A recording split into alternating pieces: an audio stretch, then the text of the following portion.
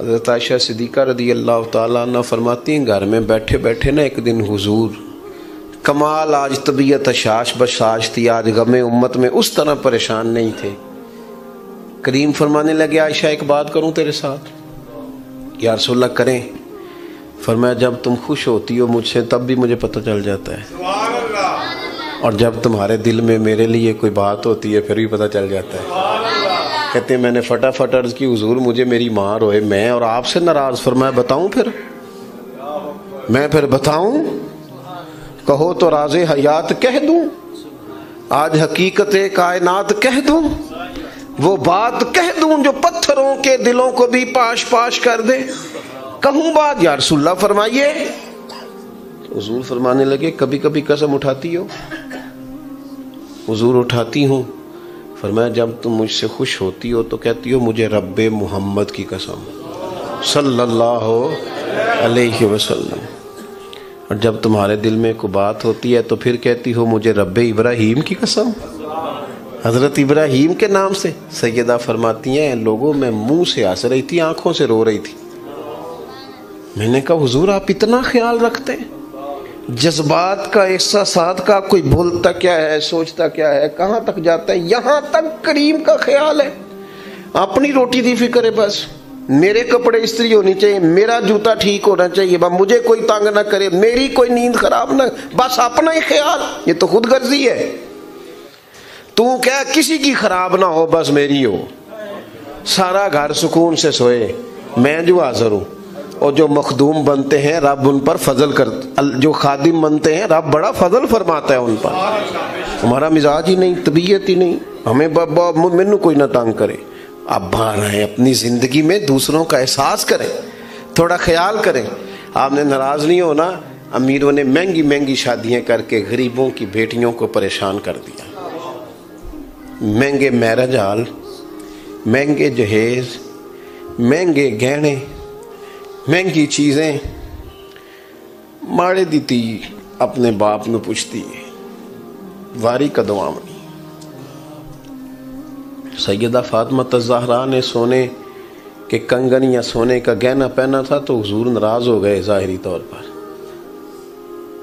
فرمایا فاطمہ بھی سونا پہنے گی تو غریبوں کی بیٹیاں نمونہ عمل کسے بنائیں؟ یا رسول اللہ جب ساری کائنات کے لیے جائز ہے تو پھر ان کو منع کیوں؟ فرمایا اس لیے کہ ان کا نام لے کے تو غریبوں نے تسلی کرنی ہے. آپ میری بات کو سمجھیں، یہ مفہوم ہے اس بات کا، معنی ہے اس بات کا. لہذا تھوڑا سا نا شریعت صرف فوتگی والے ٹائم نہ یاد آئے، شادی والے ٹائم بھی یاد آئے. ہاں اللہ رسول صرف دکھوں کا رشتہ ہے. فوتگی کو ہو گئے تو مولوی بلا لو، اور منگنی آئے تو کول والے دن نعت خاں بلاؤ، اور جب مہندی والا دن ہو تو پھر دکھوں کا رشتہ رب رسول سے، اور سکھوں کا ٹائم آئے تو جو مرضی آئے. یہ انداز ٹھیک نہیں ہے. آپ میری بات کو سمجھیں. اس لیے دین مکمل ہے. ہر دین کے جز پر عمل کرو اور دین کو نافذ کرو. اصل کسی بندے کے دیندار ہونے کا پتہ ہی تب چلتا ہے جب اس کے گھر میں شادی ہوتی ہے، تبھی تو پتہ چلتا ہے کتنا دیندار ہے. ورنہ مسجد میں تو سارے دیندار ہوتے ہیں، نماز کے ٹائم تو سارے دیندار ہیں. پتہ ہی تب چلتا ہے جب بیٹے کی شادی کرتا ہے، تب اندازہ ہوتا ہے. حاجی صاحب وہ حاجی صاحب وہ منڈیاں نے مہندی والے دن بڑا شور کیتا، کہتے میں ڈیرے تے سا. تمہیں سارا پتہ ہے کنوں دھوکا دے رہے ہو؟ اللہ نو معاذ اللہ. اپنے آپ کو کس کو دھوکا دے رہے ہو؟ سب پتہ ہے، سب. ساری زندگی برادری کے لیے، قبیلے کے لیے، علاقے کے لیے کھڑے ہو کے گزاری ہے. کبھی رسول اللہ کے دین کے لیے بھی کھڑا ہونا سیکھو. کو میں کوئی غیر شرعی کام نہیں ہونے دوں گا، یہ میرے نبی سے پیار ہے. یہ بھی کبھی کر کے دیکھو. کو نہیں ہونے دوں گا، سوال نہیں پیدا ہوتا. آخری بات یہ عرض کرنی ہے آپ سے، اور آپ نے اس کو ضرور یاد رکھنا ہے. اپنے دکھوں سکھوں کا تعلق اللہ سے بنائیں. لوگوں کو بندہ زیادہ تکلیفیں بتائے تو بندہ کمزور پڑ جاتا ہے. لوگ کیا دے سکتے ہیں کسی کو؟ الٹا تنقید کرتے ہیں. دعائیں لمبی مانگنی چاہیے. رات کچھ دیر مصلی پہ بیٹھنا چاہیے. سارا کچھ اللہ تعالیٰ سے کہہ دینا چاہیے. سرکار کی بارگاہ میں کہہ دینا چاہیے کھل کے. ہر شے حضور نے فرمایا نمک بھی اپنے رب سے مانگ لیا کرو، رب کریم کی بارگاہ میں عرض کر دے، سارا کچھ کہہ دے۔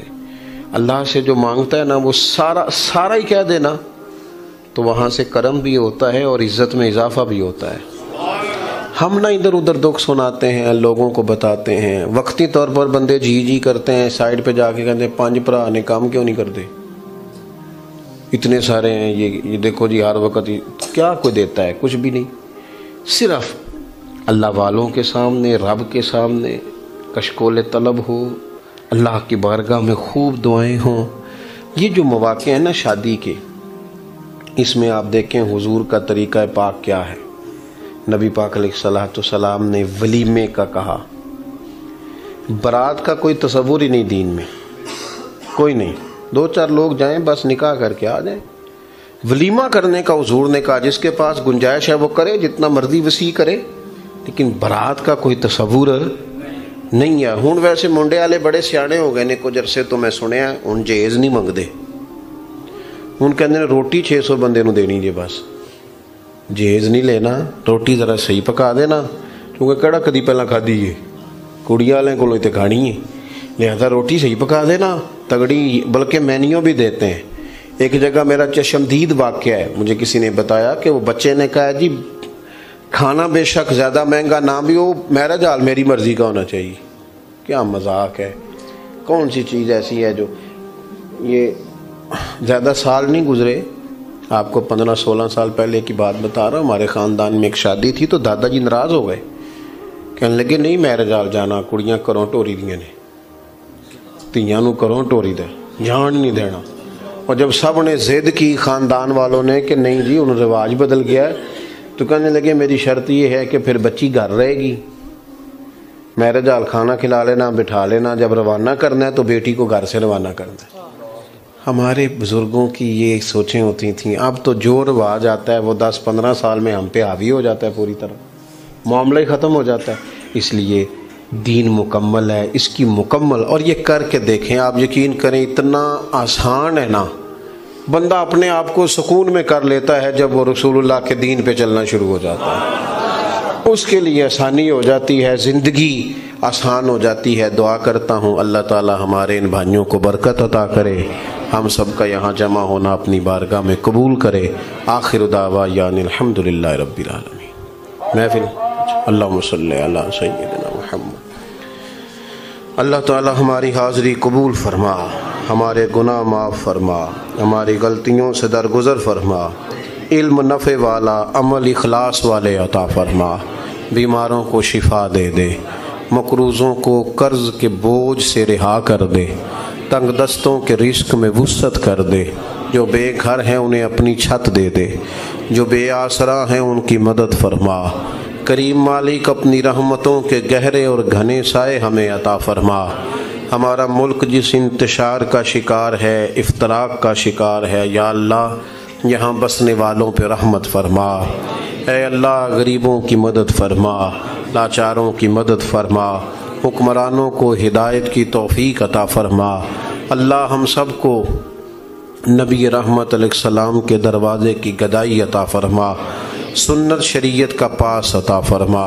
جن بھائیوں نے یہ اہتمام کیا ہے، جہاں یہ شادی ہونے جا رہی ہے وہاں لا تعداد رحمتیں، برکتیں، نوازشیں عطا فرما۔